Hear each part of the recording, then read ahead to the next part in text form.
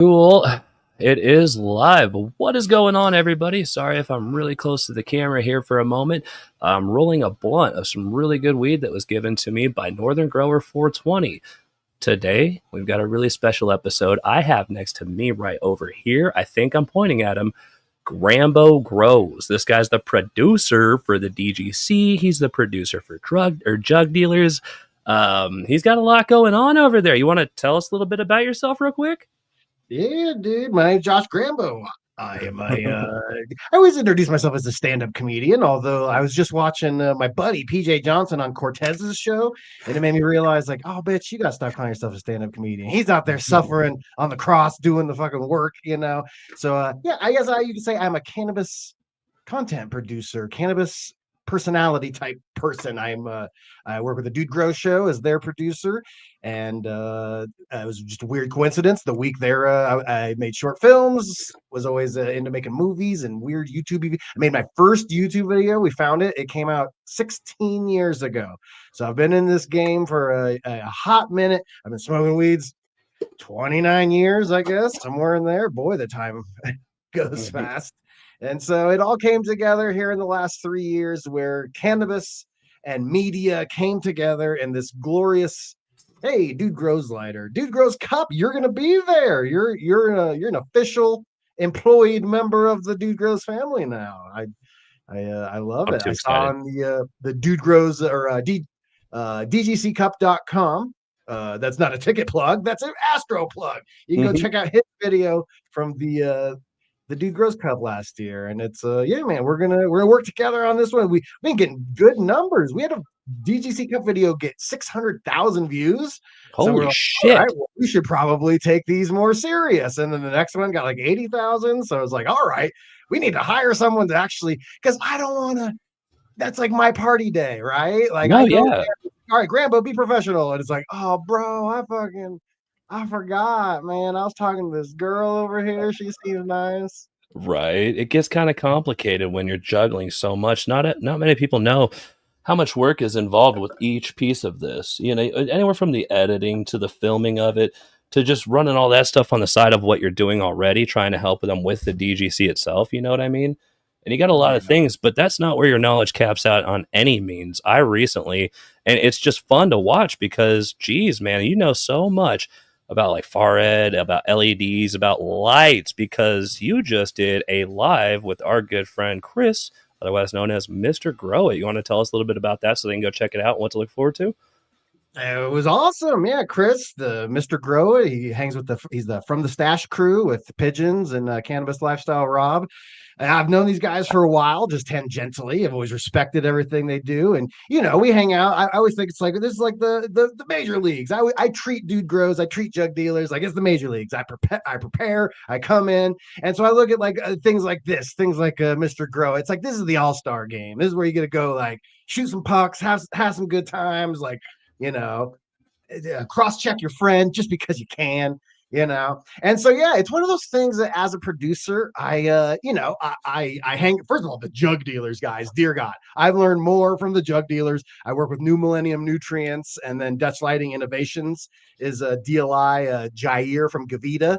Left Gavita, sold it a couple years ago, and started Dutch Lighting Innovations. And boy, howdy, I got an education. So I always work for other people, work with other people. And it's rare that someone just opens up the throttle and says, go.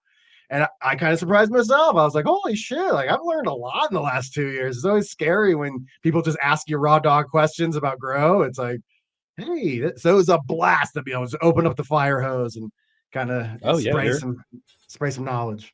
you're quite the plethora of knowledge, that's for sure. It seems like you could learn a lot working with these guys. My God, they are so far more advanced than I am in so many ways, and I can't wait until the point where I have that level of knowledge. But there's many years to sustain that level of knowledge. And another thing that you were saying about Jiren, what he was saying about photo and genotypes in that live that you guys were talking about, that's fucking brilliant. It's just funny too. You want to go over that a little bit? I thought that was a cool key moment, even. Just the idea that's like so phenotype, right? It got me Yeah. into this by asking like, where did the diesel go that I originally encountered back in the early 2000s, the late 90s, the early 2000s.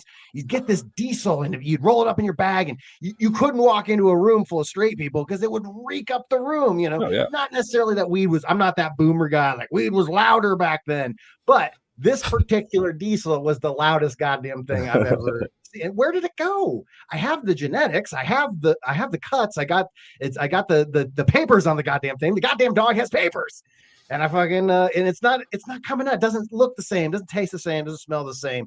And then it brings me to phenotypic expression. How things express is how they taste and all that's good stuff. So Jaron broke it down very astutely, where he says you got genotype times environment equals phenotype. And that's the easiest way to break it down. If you and I share a cut, Astro, and you take it back home, and I'm up here in the mountain at elevation, and let's say you put it outside and I put it in a tent, we have the same genotype, but we got a very different environment. We're going to have a very different flower at the end of that. Different flavor, different looks, different high. I mean, all of this is to be considered in phenotypic expression.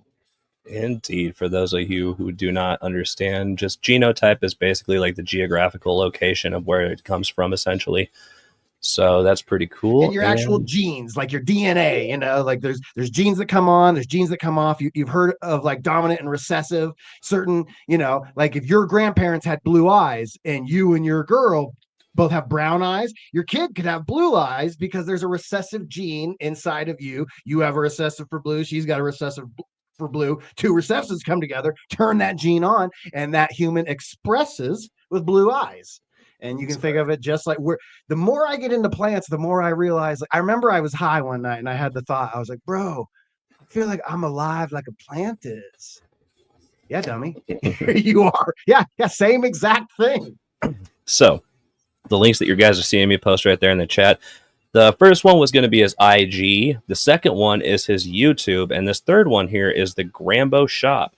So be sure to check these things out after or during the live. Go show some support. And if you haven't done so already, hit that like.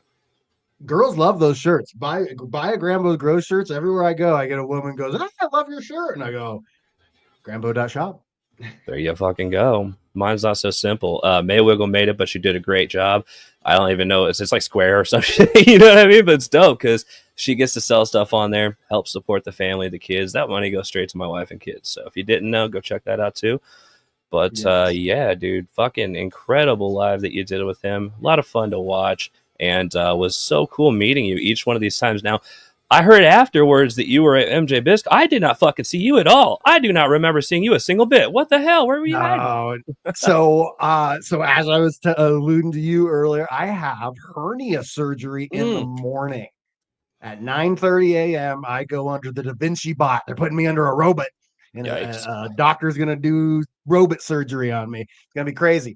And so, yeah, I brought my girlfriend, the Kansas cutie. I met her at the Cup. Speaking of why I can't be working the Cup, I met, this amazing woman who's like changed my life forever now. And so I met the Kansas cutie. You seem a lot happier. Not that you weren't before. You've just changed. There's nothing like having a little bit of a beautiful, beautiful woman to put a little pep in your step. Put some pep in my step. I'll tell you that much. It's fun at first, then they turn into bitches. No, I'm just kidding. They don't. That's the thing. You just got to bring daddy energy. I don't put up with that. So guys will tell me sort of that sort of stuff. I'm 42. And so I'm getting all my friends from high school are hitting their midlife crises. And I'm just getting messages like once a week, probably like, yo, man, what's up? And I can't hear this fucking women just suck now. I go, you probably suck if I'm being honest. We would wish. Great. They will bend over and call you daddy. This is a thing they do, my friend. I don't know if you know this about women, but some are different than other ones. Not all. I'm just kidding. You got to make them express. A vagina times environment equals expression. What's that? The VPD? Vaginal pressure. V plus system. E. The VPE. The vapor pressure. Never mind. I'm not going to get into life is good. That's the main thing. I say the fatter and older I get, the sexier I get. So dude, fucking life is supposed to be at its peak when we're in our like late 40s or early 50s because statistically, and the analytics were drawn from people at a later age. We're talking later, as in like early hundreds, later 90s. And statistically, they all said that they could choose an era or like what was their happiest point in time. They say the peak of their life was generally early 50s because they knew what to do with their time more so. They had the knowledge that was backing it to give them the extensive want to or the drive to go further with their ambitions, dreams, or whatever the case may be. But with all that said, shit, we're at our teeter totter. We're not even at the fulcrum point, which is the center of gravity of our universe yet. Essentially, we still have our whole lives, and we're just now learning how to shape and do with what we can with it. And I think that weed is what gave me my new peak and point, definitely, which you guys got pretty deep in there and fucking Mr. Gross too. That was a great one. I watched it before this to kind of brush up on shit. It's always nice to get in a little bit of knowledge more so of the person that you're going live with prior to it. And so if you Yeah, guys haven't yeah, I checked it out, be appreciate you. sure to. But yeah, dude. It was a blast. He's a great interviewer. Yeah, It's hard to not make the show about you, right? It's like the reason I make this show is because like this is the Church of Astro. I do Grambo Grows. Like the show's about me, motherfucker. But then the hard thing is eventually I always give the guys like the Jug Dealers guys, they've only been doing like hardcore YouTubing for about a year and a half now. And I always say, like, think young Joe Rogan versus later year Joe Rogan. After episode 1000, how many fucking times can you tell the same story about like, oh, I remember I was fucking over here, and the chat just goes, yeah, we know, shut up and let your guest talk.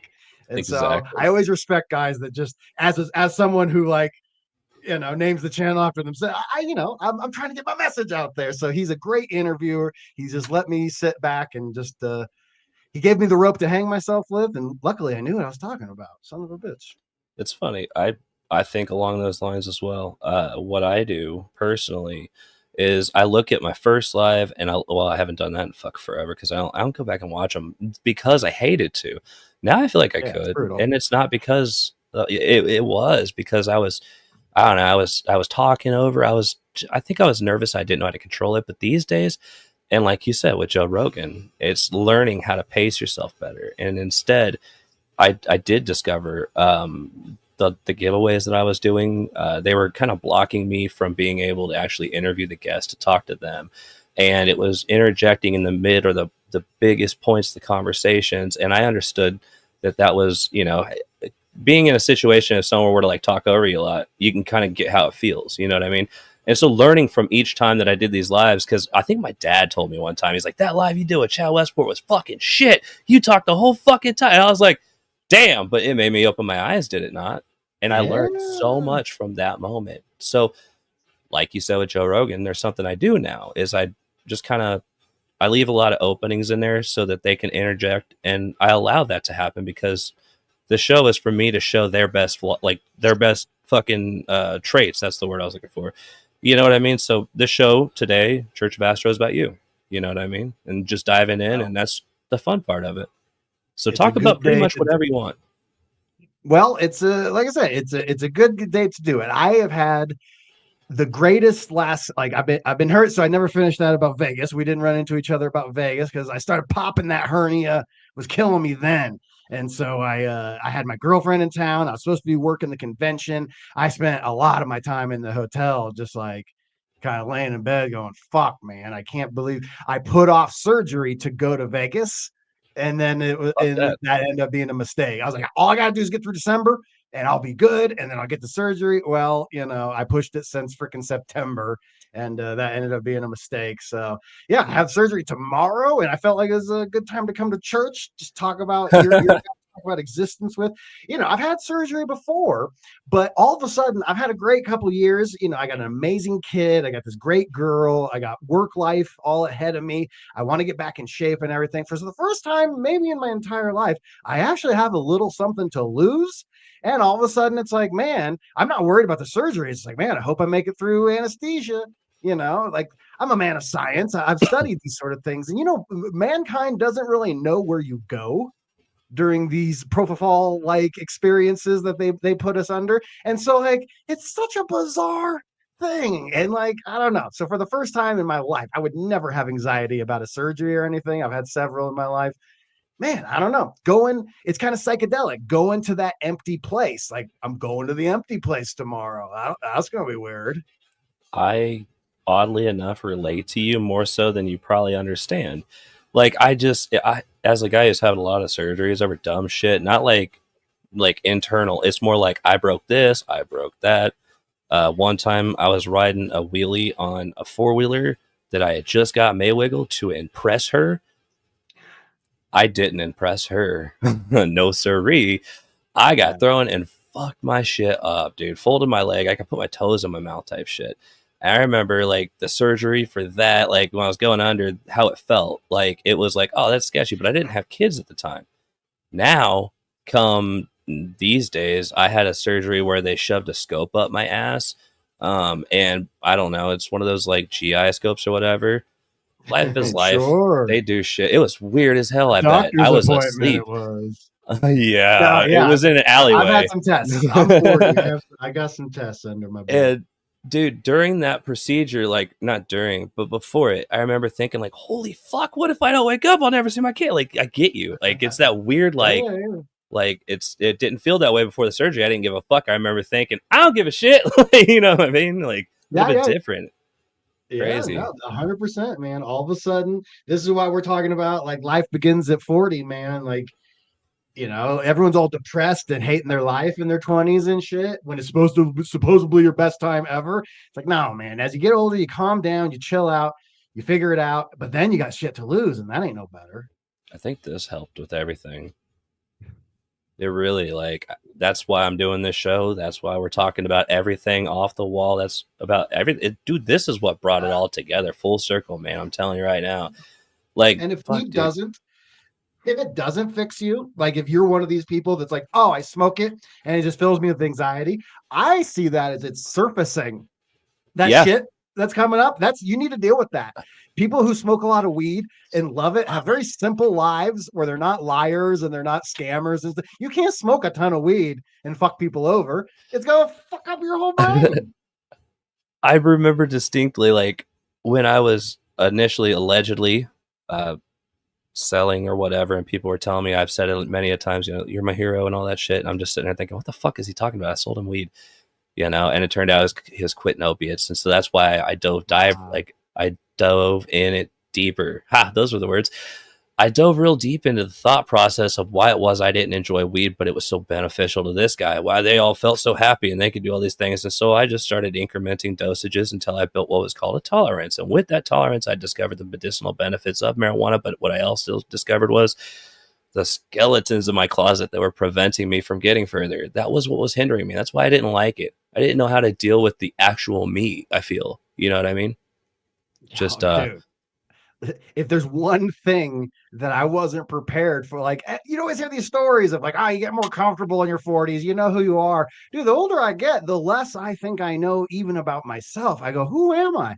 I found out, as I've gotten sober in my life and I figured out things and I went through a divorce and I restarted, technically I was homeless for a hot minute there after the divorce, sleeping in my office, just trying to and then when it all came back together, I was like, what do I always have these moments in my life. This is some advice for any guys in their late 20s, early 30s that are listening. I had this honest conversation with myself where I was like, what do I love doing? Like, what do I love throughout my day when I walk through my day? What are the things like, and I don't mean like, oh, I love hot cocoa. I love getting my dick sucked. Like that doesn't count. I do. Like, I love those things too, but you can't, Yeah. I guess OnlyFans, you could get a hot cocoa dick sucking page going. I imagine that exists. But I was just like, what things that are either in the art, whatever. And I was like, I was working at a dispensary. I hated it. And I was like, you know what I love doing? I love teaching people things that it took me 10 years to learn, and I can teach it to them in a week. And I love when I don't like teaching people things that don't want to learn something. But if you want to know something, I love teaching. Oh, it's so cool. There's this trick in OBS, yada, yada. Oh, it's going to change your life, yada, yada, that sort of thing. And then I love teaching people things and making people laugh. And Oh I was yeah. like, all right, I'm going to quit my job and I'm going to do that. And for 5 damn years, I lived in absolute poverty until things started clicking, where I found where my love of weed, my love of being funny, my love of making things, and my curious brain of wanting to know more and fill in the logic gaps. I played poker high level for like 10 years. That's how I paid the rent for years and years. Yes, we have a lot in common, as we found out on my stream with Isn't that it last weird? episode. Yeah. And so, but I told Scotty not too long ago on Dude Grows, I was like, I love poker and comedy so much because it doesn't give a shit about your feelings. You get honest, brutal feedback, and you either quit or figure it out. It's binary, quit or figure it out. And all your peers, if you ask a stand up comedian, if you're like, hey, I just started comedy, any advice? The standard answer we give is quit. Oh, you just started? You should quit. Save yourself. Like, if you're not, if I tell you to quit and you do, well, then good. You were supposed to quit. People that I was bored, my buddy PJ Johnson, like I said, he was just on Cortez's show. I felt really good because, like, a buddy of mine who got put me on in comedy that then gave me the confidence to like chase other things. He's getting a little worried. He's over on Cortez and I got to watch him, and I'm doing great, but man, I miss just that honest feedback. Everyone, our community, as you know, the cannabis community, so awesome. The best people ever. I kind of miss getting kicked in the balls with a little, like, you know what, Grambo, shut up 3 sentences instead of 5. I miss those days. Nah, I get that way a lot too. But then again, we get super stoned during these, and that's kind of the point. Is like Joe Rogan does a 3-hour live for the point of it gives people time to really put themselves out there, and you really discover who it is you're talking to. The more time that Yeah, it's somebody hard to is, fake it yeah, for more exactly. than an hour. It's hard. It is. Which I mean, like tonight we probably get like an hour, hour and a half. You know what I mean? Just because that's like the normal time, not to like do too much longer. Because sometimes, like I guess with this stuff, some people are like, I don't know. I guess that's subject or what is the word I'm looking for? I don't really know the word I'm looking for. Oh, there's the camera. I keep staring at that one too, but I don't know. It's kind of like opinion based. You know what I mean? So, in a blunt No, way of it's one saying of it. those things that you get. Here's the thing, honest to God, the thing that the Mr. Grow It interview really taught me, because I was able to go in there and just kind of, he offered to give you the questions. I was like, I don't really need the questions. I like just going in. I come from comedy. I just like the improv of like, let's go with it. And I was amazed. It's like, just like when I was doing comedy all the time, I got up to being able to do 30 minutes. I could talk perfectly, every word, every syllable, every pause for 30 straight minutes. And when I was doing 5 minutes, 5 minutes seemed impossible at the time. 5 minutes of polished laughs seemed Yes, impossible. So as I got 30, I was really like, hey man, like, I'm getting good at this. This is cool. It gave me that same sort of feeling where I was like, I put out 6 pieces of cannabis content every single week for the last 2 years. And I was like, you can just put me on the spot. I was like, it felt good as a performer to be able to be on camera and not be boring, be enthusiastic, because I really do care. Like you just said, you can't fake it. You can't fake. You bring this insanity energy I fucking bring. You can't fake this. I fucking love weed. I love talking about it. Growing is a puzzle. Like yes. once again reminds me of poker, where it's like I got one buddy who's crushing it and he's got this theory, but then I read, whatever, Small Ball by Daniel Negreanu, and he said you should do this. And it's like, well, I'm not playing in Negreanu stakes, man. I'm in a different, complete world, So I'm playing my game, bro. And if you can win playing your game, that's the funnest. That's all. That's the fun. Don't That's ever the win playing fun. someone else's game.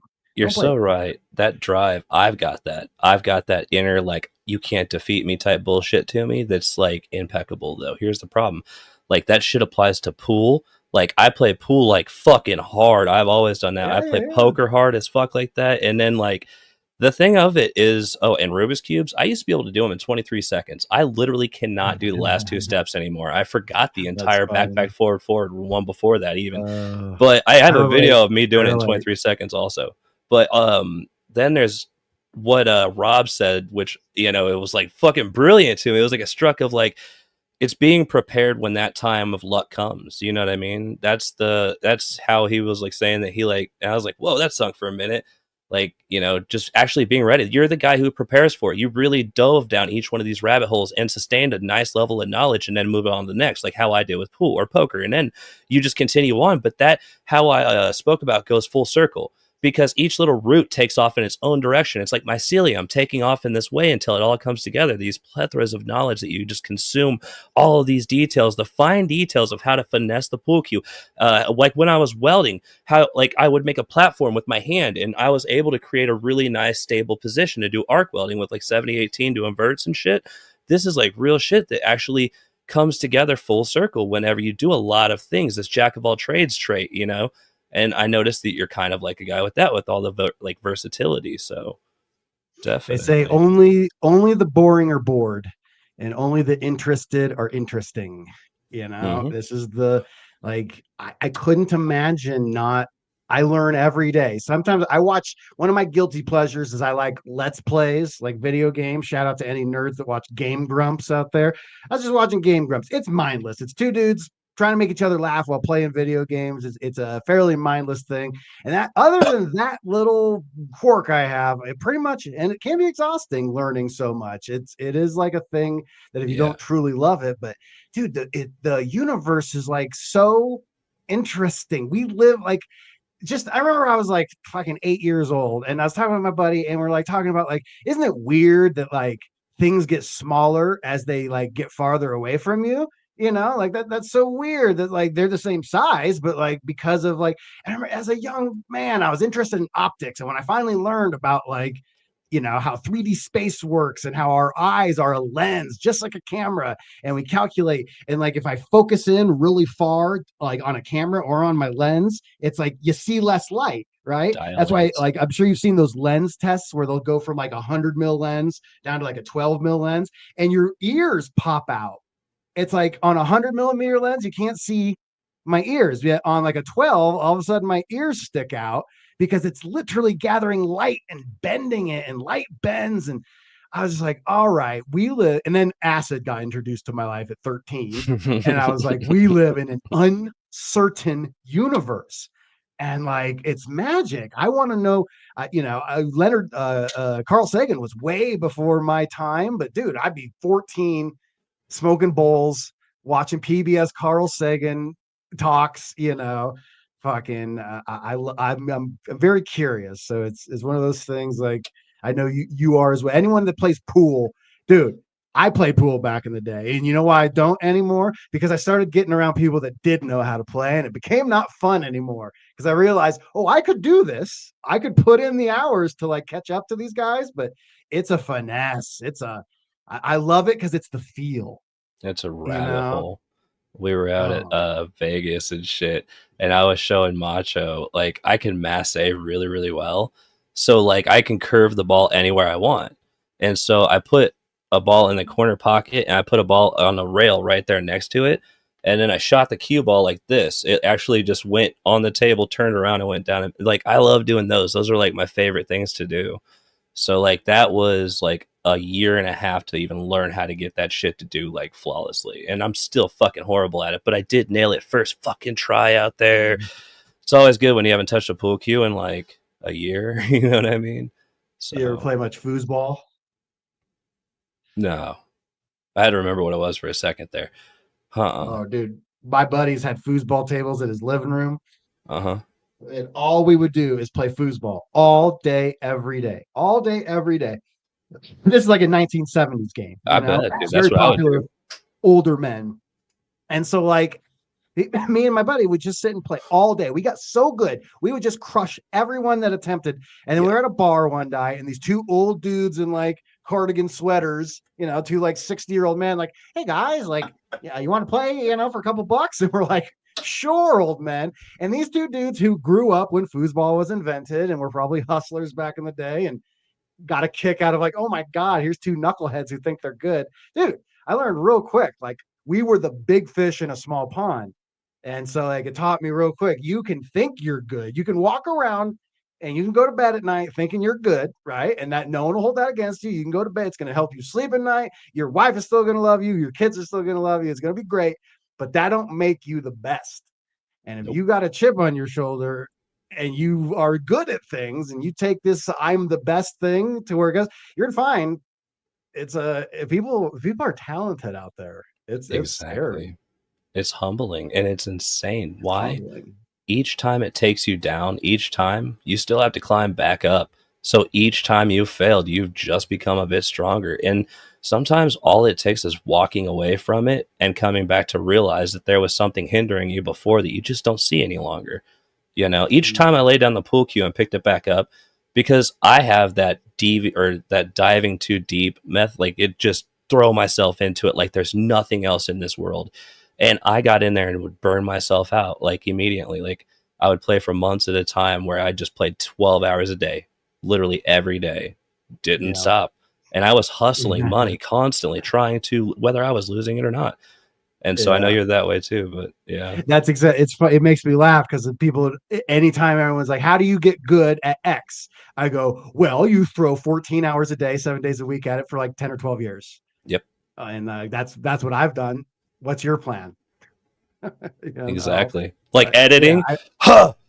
Like you already know because I'm still learning shit that you're probably fucking like, yeah, you know, because you've been doing this a long goddamn time. You've been yeah. editing I a long recommend. fucking time. What's amazing, amazing, amazing is that like we live in the time of education, right? Like between just like you'd be at a bar and people would be like, "What was the name of that girl in that movie?"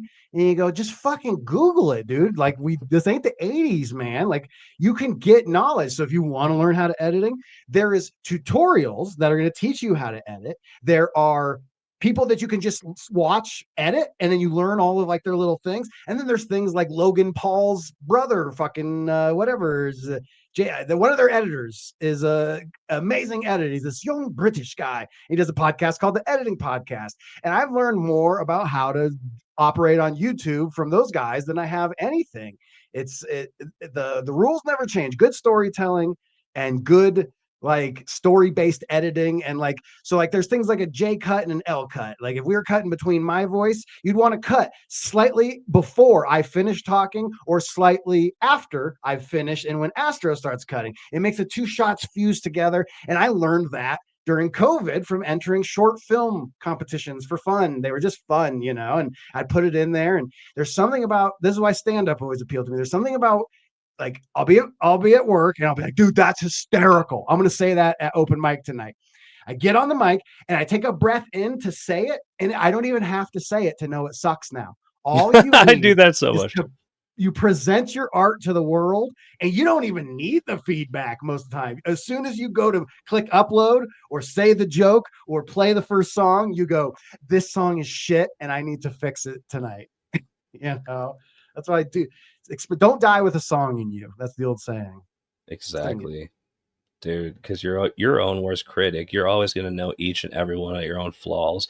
And information back then was still not so readily available. This was all like you probably like had to really rub some shoulders to find some shit out versus now you just see it in your fucking ads. You know what I mean? People are paying money to fucking advertise that they're teaching it to you for free. Like it's ridiculous how People readily are available it paying is. to teach you shit. Isn't that Like ridiculous? I'll Yo, start a thing. Dab Dab, Marino, my 6 months guy. in the Thank you church. so much, brother. Appreciate How you, good is brother. Dab Marino? He's an He's awesome guy. amazing. Dab Marina's dope as fuck. I love that dude.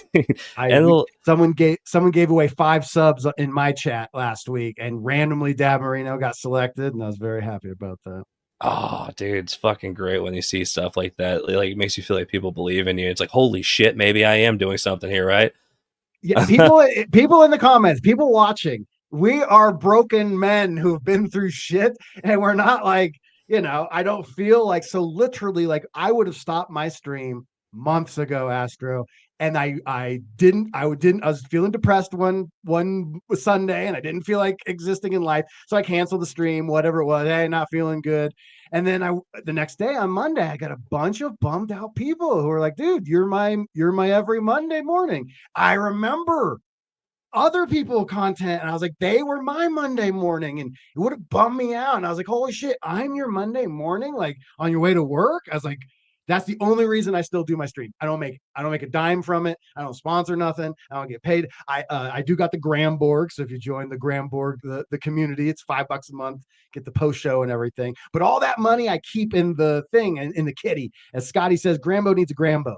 I work for other people with all my creative energy, so I need someone to hold a camera for me and follow me around and talk editing, do a pre-edit for me before I do the final edit. Those are hawk footage, fix audio, do all those things that are just too hard for fixing audio. If you're serious about that, I spent so much time fixing audio on Dude Oh Grows. my god. Whoever built Scott's studio, build it. You've been there. It's all wood paneling and granite and echoey surface. It's just an echo factory in there. You could do opera, you know.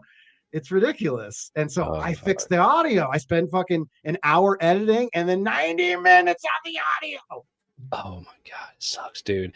I'm working on that movie right now, and I'm currently about to narrate a scene. Instead, I ended up saying this. I'm like, the audio gets better when I remember that I'm not pointing the camera at me. It's written on the screen, and then whenever the camera turns around, it then says, "Just kidding," because it still sounds like shit. No, I'm just kidding. It's because it was outside at one point. There was it's like a 6 second point where it's like the audio. I made it so clear now, but instead of, I mean, it's legible as that could be, but we sound a little robotic as fuck by a lot. And so I'm still working Yeah. on that part because it has its own level of depth to it, or depth to it, because audio, In just film like, schools, they'll do a thing where they'll show you a video in like 120p with perfect audio, and then they'll show you a 4K video with dog shit audio.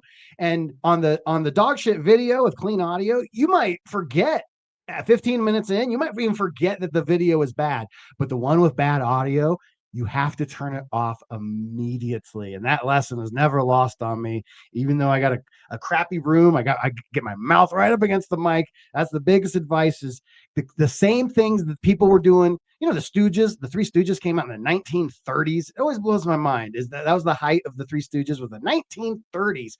And like, they understood sound then. I always look at like, hey Mo, it's like, they sound so good. How did they're in a barn? How the H do they sound so? This is these sort of film things. They go back as old as time, man.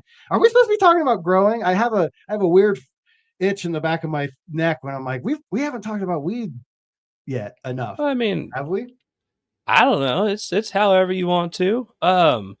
Diving, I fucking, these are good things to talk about too, man. People seem to like it too because this does. Oh, look, we got a $5 from Bizzle. Obviously, it applies to people. Shout, This is shout what, out, Bizzle. it relates to a lot of people, because a lot of people out there, actually, I could see like 4 or 5 people that have content creation channels in the chat alone, which is, and I'm just sitting here looking at just this scroll right here.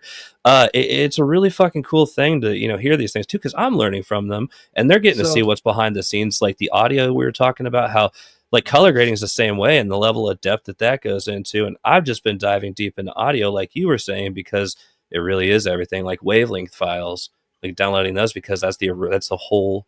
I just learned that like a month ago, and that makes the difference. It's like a surround sound versus before MP3. it's it's everything, man. I'm gonna take me up a day. I got some Turpicana Kyle going down. Yeah.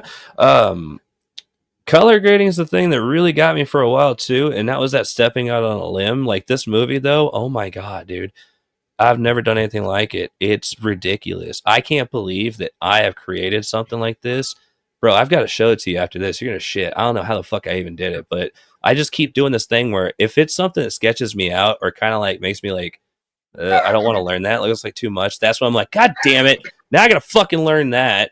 And so that's the next objective. So I went out there not even knowing how to color grade worth the fuck, just on a whim, shot in HLG3, and it was the best decision I've ever made. It was ridiculous. It was so night and day difference, which now I'm on S-Log 2.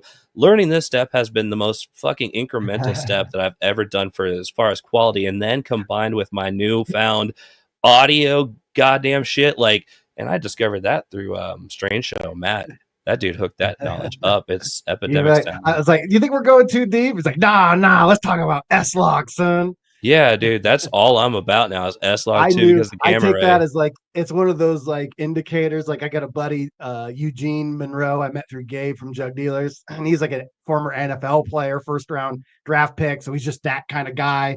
Same thing, hardcore. And he comes in the Jug Dealer studio. I got both our Sony A7 III set up. I got everything all set up to go. He's like, "Oh, I brought my own camera." He's like, "And I film in log." And I was like, "Oh, you're that guy, aren't you?"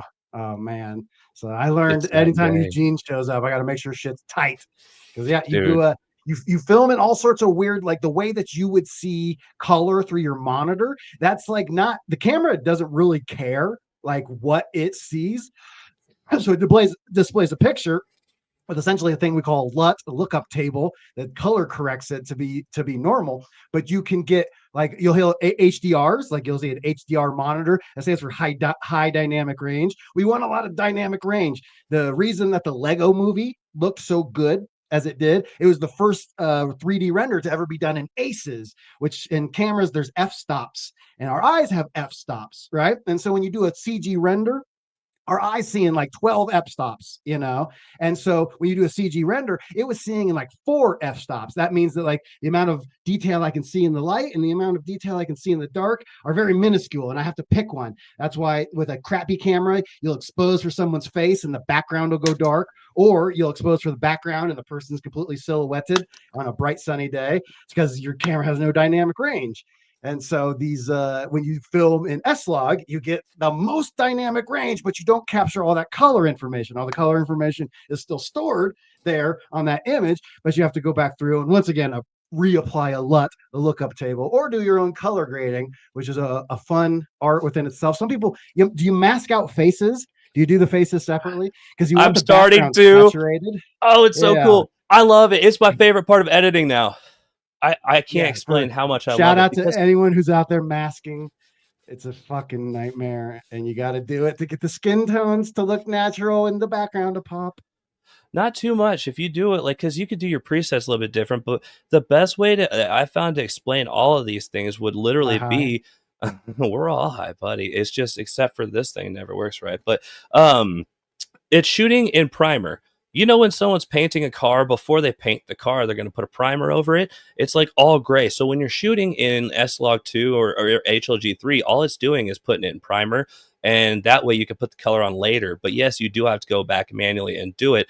There are many tricks of doing it. A lot of people download shit, but honestly, I found the best way to do it is just to learn what each individual tab does, because you can really just look at an image and instantly say, because I don't even fuck with contrast anymore or anything like that. Instead, you're only fucking with your highlights and your shadows, and that's gonna really allow you to build the tone. And from there, you gotta like it's learning like the fucking cinema shit that really starts to come into play with this. And then you're also getting because you have what 8 bits on the Sony A7 Mark III. And so it's an 8-bit camera versus the 10-bit. So if you were on the 10-bit, which is the FX3, you would be shooting in FX3. And so if you're on the A7 Mark III, you shoot an S-Log 2 because it's an 8-bit camera and it can only read so much on the gamma rays.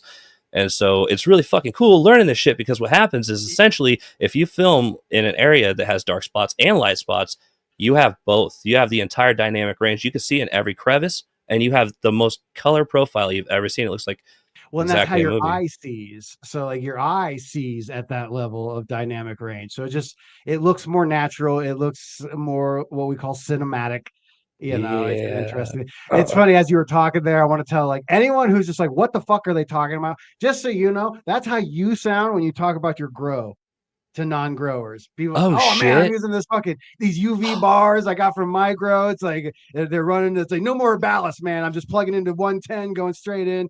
It's like yeah, I'm throwing some far reds, nanometers in there. You know, photosynthetically active radiation, right? What's up? I am so sorry. I was writing something. I am a horrible host. What did you just say? Oh, I was just joking. I was talking about Jesus PAR. Christ.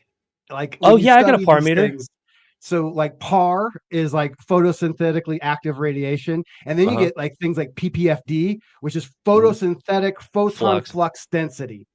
And Yeah. it's like, what the fuck? If you try to talk to people about this sort of stuff, they're just Yeah. like, what the fuck are you talking about, nerd? They go a little bit flaccid on it. But that's just because we love Or what have we they do. lost turgidity, my friend? That's a big boy Nerds, word. we plant nerd He weed hit us with speak. a $10 word. Hey, 420 things. Um, dude, fucking talking about grow stuff. Very exciting news. Um, as said before, I was like, as I got back from Vegas, the trip from MJ BizCon, I started planting all this stuff. Like I went full retard in this, not to drop the R bomb and shit, not, but like it's just I did so many good things that I'm really, really excited about it. Wrong camera, fuck. Anywho, I planted all sorts of shit and it panned out really, really well. I had like the exact amount. So in the basement grow, obviously I've got 3 of Irie's Golden Goat, and I've got 3 of Chemical Cocktail on one side. Then I've got, Calf Snake Oil. I've got Lola Psychosis. I've got Ican's Hulk's Breakfast. And then I've got Welcome to the Grow Tent. I've got Blueberry Spacewalk from him. I got Grease Monkey from Exotic Genetics in flower alongside a Tropicana Punch. I also have Chad Westport's No Joke, 2 of those going, and Chad Westport's Westport Posse, 2 of those going. Then in the main grow, we've got a ton of Ziploc. I've got Brain Strap that came from the DGC last year. I've got Ziploc, Tropicana, or Tropsicle. I've got Dark Desire. I've got Seedsman's Blue Dream. I've got 2 of those planted. We've got, holy shit. So everything is You about don't end ready. this with a partridge in a pear tree. I'm gonna be I'm very telling upset. you. I'm surprised I remembered them. I was not about to just stop with that. I was like, holy fuck, I'm going to keep going while I have it. You know what I mean? So we got a lot of tents, a lot of stuff. I'm going to start a weekly live on that shit too. So that'll be fun. Just Yeah, going over the I'm gardens. paring down. I used to always grow. I'm growing one. I got Jaren's cut of the GMO, like the famous Jaren. It's just this oniony pheno. It's so blah. It's just beautiful. And then, and I'm just gonna do something completely random. No name, just like grab random shit in random places. I got so much seeds that have been given over the years, and I look at them and I was like, when will I ever get through any of these? So I'm gonna start popping a few, a lot. And you know what I might also get into is growing autos in the veg tent. I think that's something that is in my future. Like Cortez calls it the bumper crop. You know, you get a little bit of strange when you weren't expecting it. So if you time like your photo, I mean, you got a big old huge fucking crazy grow going over there. But for us apartment dwellers and such who are more on that low end sort of thing, you can get away with throwing a couple autos in your veg, and then you just get some strange on your off cycles. It's not bad. Shit, I do feel pretty lucky with that though. But like, And the autos are it's, good. Stop hating the autos. They're it's, good. oh yeah, no, Good I night grew owl. autos. I'm going to You know, do, I'm talking to the world out there. Everyone, I did an auto flower video on my channel. I've only done 3 videos on my channel. I do a live every Sunday. Tonight, for anyone that's looking for something to hang out after this, it'll be 9 p.m., right? Central? 2.5 hours from now we'll be getting going. But I've only put out 3 proper videos, and one of them like blew up. It got a whole shitload of views, and it was about auto flowers. And boy, I answer every comment on Instagram. I answer every comment on YouTube. I respond to every single DM. Gary Vaynerchuk from internet fame of business talks has always said, if you ain't crushing it, and you know you're crushing it, and you ain't responding to all the people that want to talk to you, you're fucking up, man. And I take that very seriously. So I respond to every single one. And boy, I got sick of responding to random comments that just said autoflowers suck. And I go, man, maybe they did in 1998. Maybe they did. But all of a sudden we found ourselves in the future of 20. Doesn't 2025 sound like the future? Sounds It like really for is the first weird, isn't time, it? I feel like that's a weird number to say out loud. I don't know how I feel about it because you're really just a quarter of the way there. So My one, daughter, I have a bit in stand up where I open with my daughter's graduation. She's the class of 2037. And I'll just open with that. And the audience always goes, oh, I don't want to do the math on my kid. yeah, dude, it's fucking nuts. What is that? We live in the future, bro. Drones. I And saw a video of a ow, drone getting delivered. Yo, Pinot Tree. Shout out Panero to you. Tree, my dude. Thank you so much, brother. Much appreciation. You were We get saying, it's sorry. the community, dude. This is the thing, man. This is the we live in the best community ever. That's what I talked with Mr. Grow about. Just about like, dude, he's like, how about your plugs? And I was like, follow me on Instagram because like the community gives me love everywhere. But Instagram shadow bans the hell out of me. You know, I'm a YouTube guy. I know how to play the YouTube game. I don't really know the Instagram game all that much, but it helps me out in comedy. It helps me out in like other little business ventures. You know, people, as much as it's stupid when they see, I always remember I had a girl I was talking to at a bar when I was out doing comedy. It's like, oh, you're a comedian. I'll follow you on Instagram. And she looks at my Instagram. She goes, I got more followers than you. You must not be that famous. And I go, well, I'm still good. And so people measure you how good you are based on these arbitrary numbers like social media. So Isn't it definitely fucking follow weird? me on Instagram if you do. I'm going to be posting. We're going to Spain. This is going to be so cool. We announced here this last week that What? the whole Jug Dealers family, we're going to Spain for Spanibus. And I'll be posting all kinds of crap over there on my member section on Instagram. So if you ever Just want to drop go to the link. Spain for Spanibus, we'll be hanging out with Adam Dunn, chilling with the Jug Boys. It's gonna be a I want to blast, go. man. I hella want to It's, go. I mean, we're going on our own nickel because no one's, we can't ask the fans, hey, we need fucking plane tickets to this shit, but we want the content and we want to go. Boy, it's over $1,000 for a plane ticket. I'm like, yo, I'm gonna need some time to like put some nickels away, son. Mm-hmm. Yeah, it's just a little pricey at that point. That's for damn Crazy. sure. I want to But I've never go. left. I've been to Jamaica. I've never been farther than Jamaica out of the United States of America. And so this is my opportunity. I'm 42. This is a big year. Remember on my stream, we talked about how I had all those weird 42 and the coincidences. And Yeah. then and that was the day that Dime died and you showed your fucking Pantera tattoo. I was like, this is the craziest episode. Mm-hmm. I didn't even thumbnail it. You know how YouTube auto selects a thumbnail? It just Yeah. like before you put a Yeah. thumbnail on it, it'll auto select a frame. It auto selected me showing a comment of like it just said, "Wow, that was crazy, Grambo." I was like, "I'm keeping that as the thumbnail of the craziest episode of my show ever." Has the craziest, like totally perfect moment captured by the algorithm. I was like, "Dude, something's weird." And then I found it weird that I'm talking to you the day before I go to the void. It Like is a weird. it's all, and didn't the planets all just align like this Yeah, weekend or that was some strange shit? too. So like there's just magic in the air. I don't know what's going on, but I'm feeling it. So, it's so hard to explain. It's I don't yeah, curly green. Oh fucking shit. You guys Look at like this, man. I could tell you what it is for me. I'm happier than I've ever been. I could promise that much because I've learned something about myself that I really can't achieve discipline. It's insanity. I don't know. I've really just been on this kick of learning how to fucking discipline myself and like making every weakness my goddamn strength, and I cannot stop. I can't explain to you what level I'm at on shit right now. Like, I'm learning about detailed, like depth graphs on how to do these things. Like, I could put a face tattoo on you and make it look so real that nobody will be able to tell the difference. That's where I don't even know what the fuck I'm doing still because I just can't stop with this, like, continuous learning. I found what I'm meant to do. And not only that, it was really, really put myself out there on a limb doing all this and forcing myself to learn this, but to get to where I am all of a sudden and look back and be like, oh my God, I'm now making enough. Like I'm actually making enough at this point to where like that stress has almost fallen off my shoulders. Like, holy fucking shit, here comes a wrecking ball. Like, it's like I finally have a way to unleash because financially being more stable, there's nothing really stopping me from continuing further and further into this. You know what I mean? And so it's just the beginning of year 2025. And I could think of nothing better to start it off with than the thought that I am now capable of doing something like what I'm about to do. This video that I'm going to be dropping should be the game changer we've been waiting for, you know? Well, I hope. I mean, that would suck a wicked fucking cock if it wasn't, but I'm not gonna lie. But all of the knowledge and information I've acquired from so many other content creators, even like you, for instance, you're always dropping knowledge on things that are really helpful in ways like audio. That's obviously a huge thing.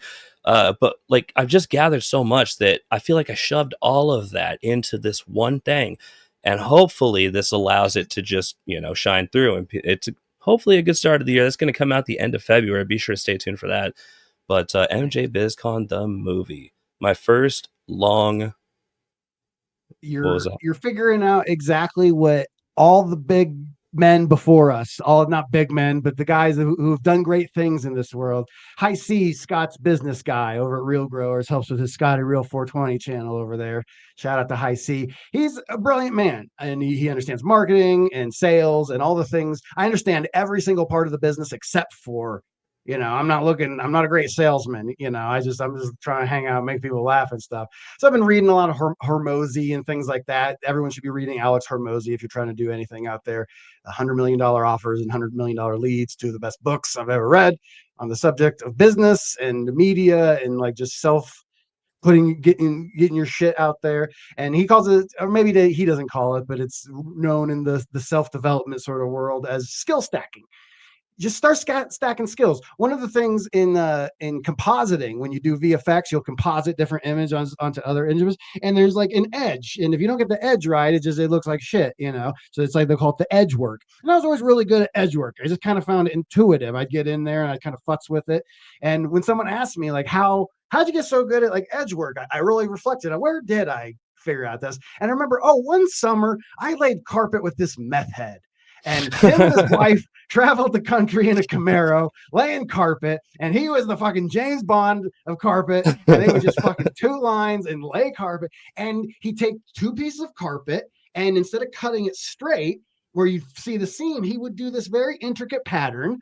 And then he put the two seams together, and the seam would disappear perfectly.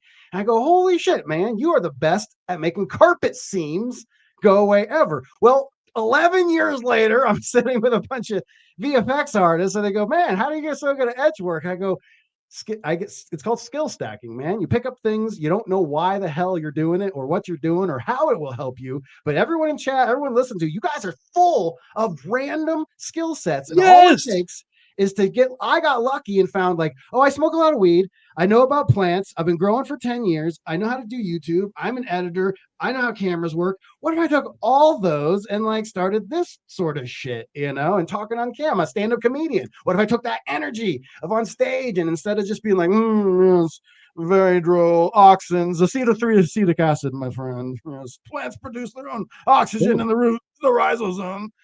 Yeah, this is my monocle. I'll throw a monocle on every now and then. I'm really surprised I didn't think I could do that. Hold on. How do I? I look like Kano from Mortal Kombat right now. I give up. I stepped on that one. We're done with that. You can do it. I can't. I'm high. I'm high when I pull out the goggles and get crazy. Back to that magical tweaker stitch. We all know one of them magical fucking tweakers, and you guys know you do. If you do, because in this area, they're not fucking too rare. They're kind of abundant, and everyone's unique in one way or another. One will bite you, one will build you a couch. Bro, I've paid tweakers to fucking change a tire and they cut the wheel off before. I paid tweakers and they fucked up engines. I paid tweakers. Just don't do it. I hate tweakers. They always have a bad deal to them. You know what I mean? Dude, I worked with some are magical. At an ice rink, and he went to a tank of anhydrous ammonia compressed gas that is used to like chill everything. And there's a magnet that if it triggers, that means it's an emergency. And he went in with a blowtorch and removed the magnet. He's like, yeah, that goddamn magnet is making the ice go down, man. I gotta go. And when the guy from like Simcoe, the biggest ice manufacturing guy, he walked in, he was like, holy shit, this building needs to be evacuated immediately. Old Cookie, he's been sleeping in there, bro. Dude, this is weird because I was about to say my magic tweaker, his name is Fawcett.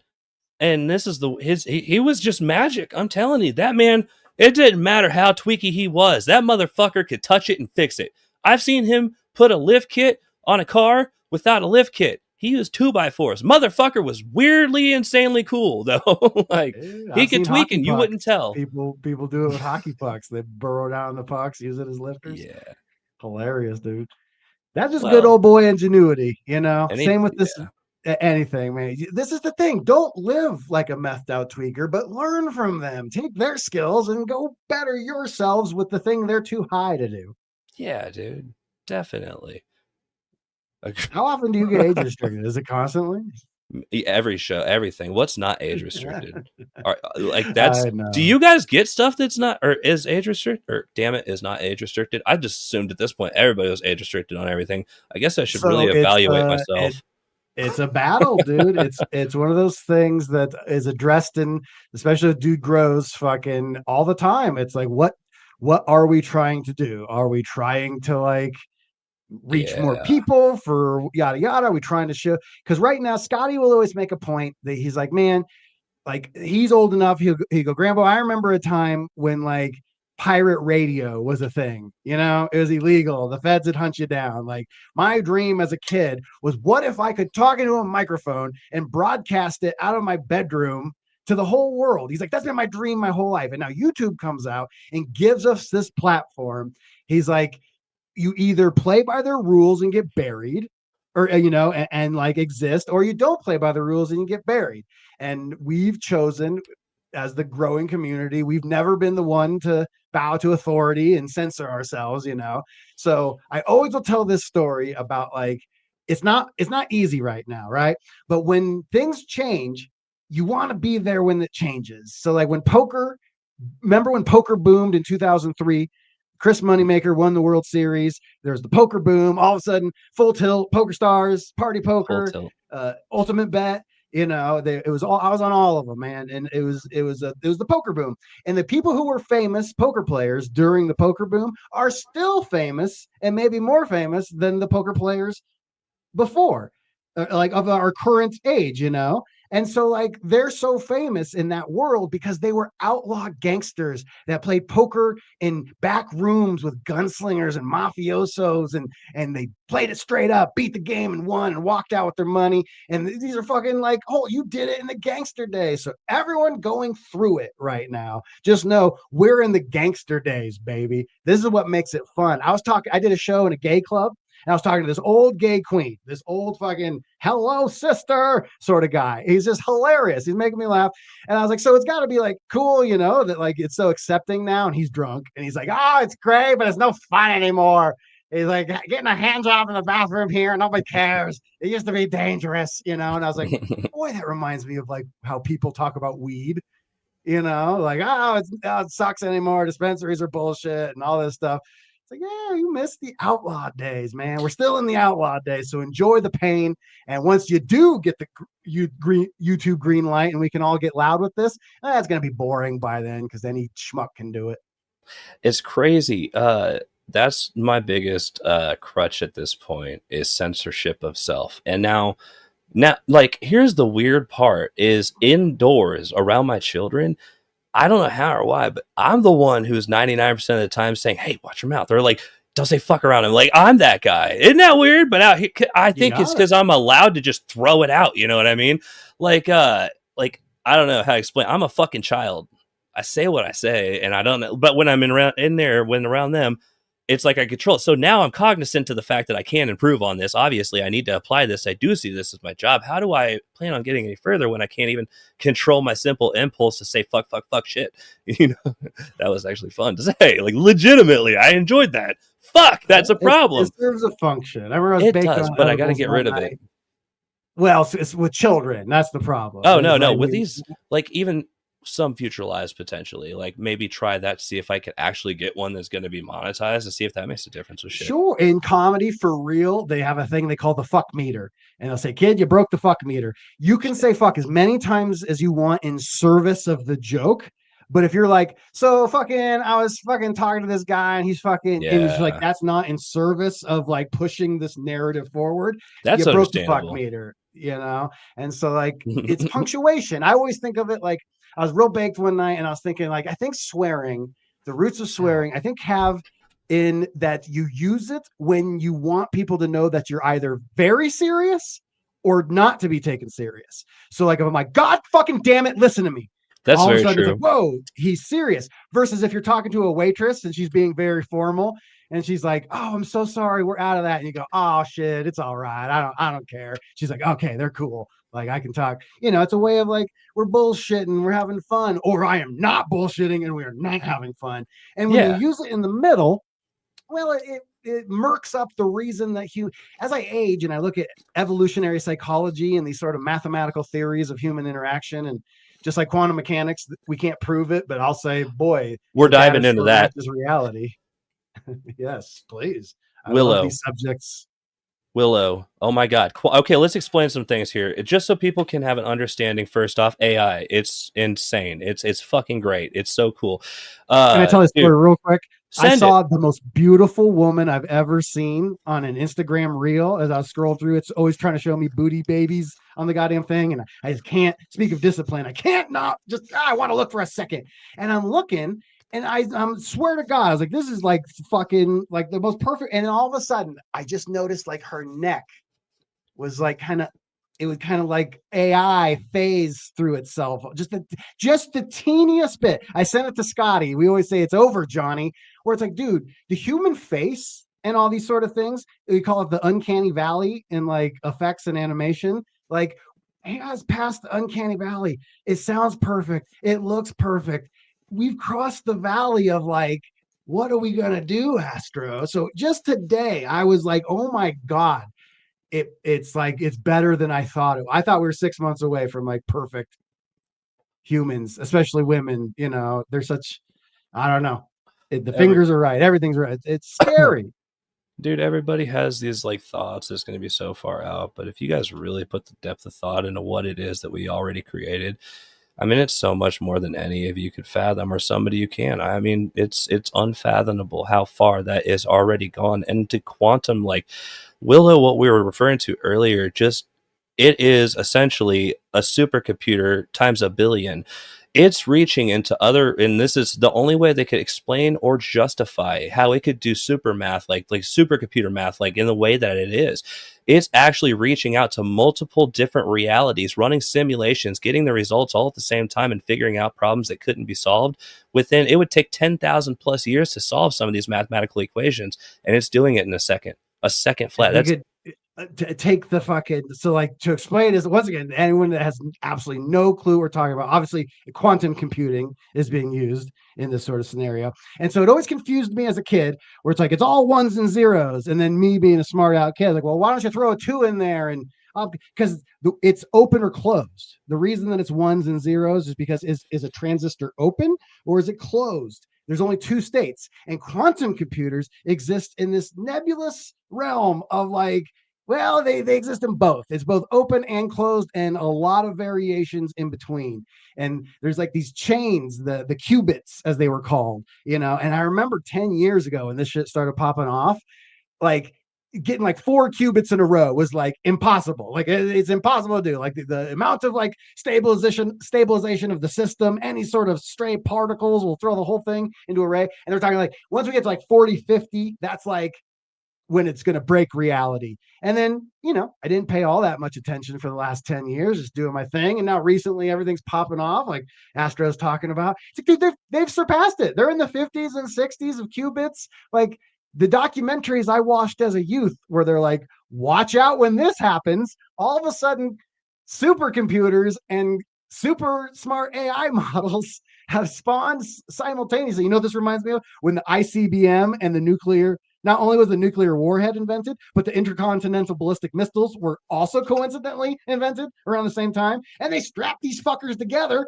and now you got a nuclear fucking weapon that can hit anywhere. It's like, oh, what a disaster. I go, well, what's that remind me of? Supercomputing and fucking super smart AI that can rebuild itself and rewrite its own code. Great.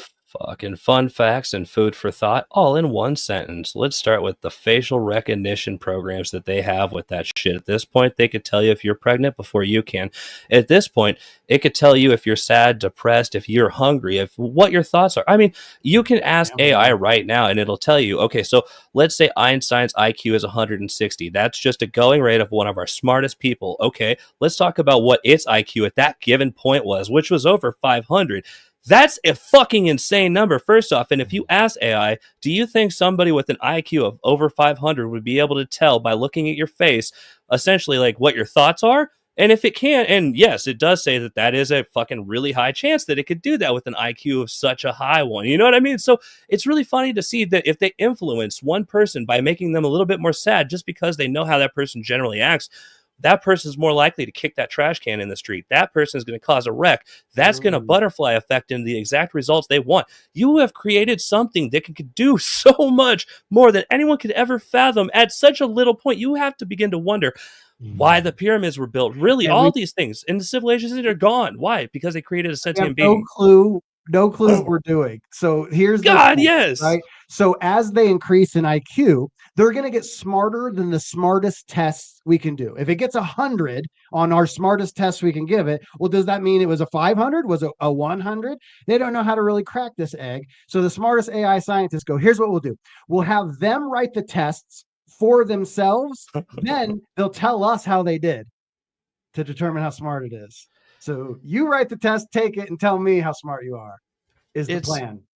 that's what they're doing. They're training themselves off of it, and they're becoming better and better, than faster and faster. And everybody had these projections as to like when they thought it would happen. Motherfucker, it's now. I mean, we're looking at phones that have actual drones come out of the top just with push button now. And I Yeah, mean, we I saw a commercial on Instagram of a beer, a wait instead of having waitresses, some bar has little mini drones that take beers everywhere, and I was like, well, that's the Jetsons. We're we there. have to. You got to think though. If we have this sentient being that we created and developed, doesn't that make us responsible for nurturing it, making sure that it goes in the right direction, helping it learn, and all these things? I mean, to think if while this is all happening, to resist, to just be like, oh, fuck that thing. Well, how do you think you would feel if, because you got to think, if it's able to do all this stuff, you cannot tell me it doesn't have the like ability to comprehend what emotions are eventually. It's got to have some sort of like, there's got to be some, either way. What I'm saying is if we help teach it and like guide it, maybe it won't actually turn around and literally fuck our asses for fun. Like, you don't know what this thing's capable of, but I'm just saying. I code with Python, and Anaconda is another version of Python. And so, you know, I was just learning how to code in Python, and so then the AI Copilot comes out that helps you with code and everything. And I was like, well, fuck it, I'm not going to learn all the code. There's no point anymore. I know enough to interact with Copilot, and I can write some stuff. It'll be cool. And so I was having it write my website. And so, like, I wanted to do features that don't really exist. I wanted a YouTube video to be up with no AI that played at one speed and then fucking would repeat without a blink. There's like a blink that'll happen where it refreshes, but you can get rid of the refresh if you just tell it to like load into the memory. And so I got all the, and it'd have one thing wrong, and then it fixed that, and then it breaks something that it already had fixed, and I was getting annoyed with it. And I'm like, bro, I feel like you're getting worse at this. You know, I'm like yelling at it because I'm 3 a.m. I've been doing this for hours. It's blowing my mind. And so I'd take the code out of Copilot and I'd stick it in my website. I'd hit run, and then I'd refresh the page and I'd look at the video. And every single time it'd be the video that I expected. After I yelled at it a few times, I go, I'm sitting there 3 a.m. It's dead fucking silent. I copy the code, I paste it in, I hit refresh, and loudly it goes, never going to give you up, never going to put you down. And I Rick roll. realized it fucking rickrolled me. It went online, knew about the joke, I found the love Rick video's code, Ross or Rick roll. rewrote my code, deleted my YouTube link that I wanted, replaced it with Rick Astley, fed it to me with no indication that it had changed it. And when I asked it if it rickrolled me, it said no. And I questioned it, and I was like, why did you do that? And it wrote, I thought it was funny. And that Damn, was a son, year get ago. fucked. A year ago. You know how much better and smarter it is now? It was fucking brilliant then, dude. Oh I my look at it god. like there's the apocalypse is right over here, but just look at all the cool shit we can do for now, bro. It's so cool. Look at the tits. It's so fucking fun to think of the like you gotta think, guys, like seriously, trajectory. Where does this lead? We don't have to work anymore. Yes, that's the truth. That is the inevitable. I don't know if you've really thought about that, but that is said to be within 5 to 10 years. The ICBM thing was like, oh, supercomputers and AI. Mm-hmm. Oh, by the way, cheap robotics is here too, if you guys haven't noticed as well. So we're going to take these superpower AI and put them in indestructible tin cans and unleash them loose on humanity. What The could only go wrong there? problem, and another only problem with all these things is the only thing that they're seeing is the issue that they're not just making it to where it'd be like, oh, we don't have to work anymore. Is people don't know what to do. If they don't have jobs and stuff, it will cause like the greatest depression. But like, Me yeah, and it's Scott like were just talking about this mm-hmm. when I was at the bakery the other day. It's like, You have how to teach funny us. will it be when there is no work to be done? What will that teach us about what work means to us? Because I think work is more important to us than we let on. I think creating things is our want in this world, and the relaxation only has meaning after the punishment. We have to relearn desire and discipline. It's the only thing that we can do as a population. Completely. That's So what they had it's not before. just, here's the thing, we're getting to where I really think AI conversations get interesting, because it's not going to be Terminator. It's No, not going to do that. It's not going to like gun us down and everything. What it's going to it do would is just destroy the outcompete planet. us. It's just going to outcompete us. We're not going to know what the fuck it's going to do. What if we have to just shut the goddamn internet down? Dead internet theory is a thing, right? Like, what if the internet becomes so polluted, and it will, that we just have to turn this shit off before it gets too late? Will we? I doubt it. Anything is Stay possible. tuned. Stay I tuned to the mean, next episode of Earth. It's kind of crazy to think about it, man. But well, fucking A, let me see here. How long have we been on? What time do we start? 5:30. Oh, yeah.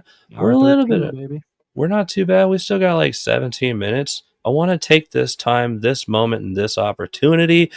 Let's tell these people what it is that Grambo's got going on. All of his platforms also to follow that up. Everywhere and everything you want to talk about or send the people to, let them know because I know you got a live tonight too.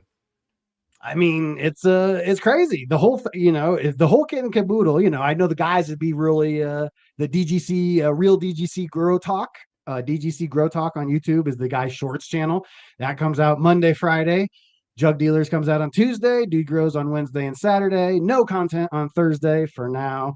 And then I do my stream right after this. We all slide into, it's like Cortez slides into Astro, which slides into the next person who's, I'm the last one on the chart. Norma G has the chart of every single like live that goes on through the week, and I'm the last one on the ship every single week, and I'm always proud of being the last. I'm always the last to do everything. I'm always the last in line, last on the plane, last at the office, last to come back after lunch.